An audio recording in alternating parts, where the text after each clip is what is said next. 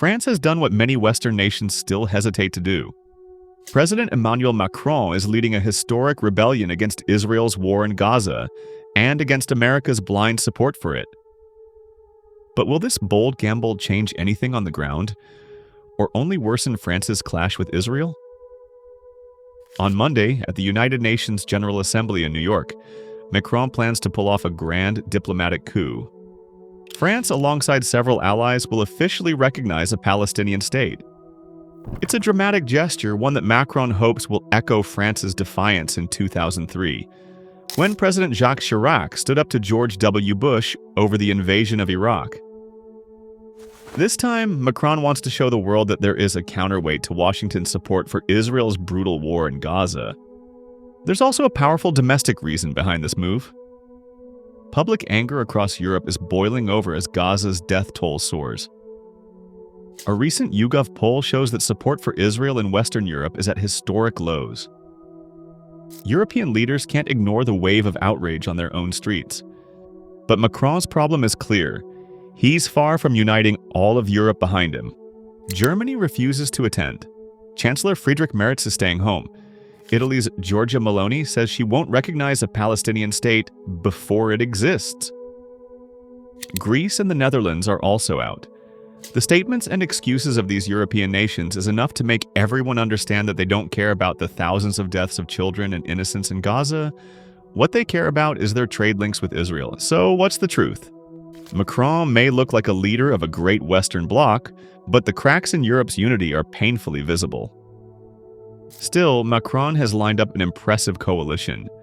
The United Kingdom, Belgium, Portugal, Luxembourg, Malta, Andorra, Canada, and Australia have all agreed to stand with France. The United Kingdom has already taken the historic step of recognizing Palestine. A French official has already declared this a diplomatic victory for Paris. But Israel is not standing still. Officials close to Prime Minister Netanyahu have warned that retaliation is coming. Retaliation in the sense that includes accelerating annexation of the West Bank, closing France's historic consulate in Jerusalem, or even seizing French-owned religious sites like the sanctuary of the Eliona on the Mount of Olives.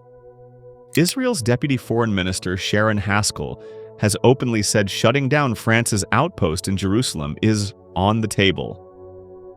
Karim Amalal, a former French ambassador, put it bluntly: Israel won't stop at anything in terms of retaliation. Another European diplomat warns, relations between France and Israel are going to deteriorate enormously. And at the center of this storm is Emmanuel Macron. Yet for all the symbolism, here is the harsh reality. Neither Israel nor the United States will slow their war because of Macron's speeches. Israeli tanks continue to push deeper into Gaza.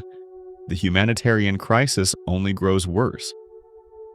Even French officials privately admit these grand gestures in New York may not make any immediate difference for the people of Gaza. So what's really at stake?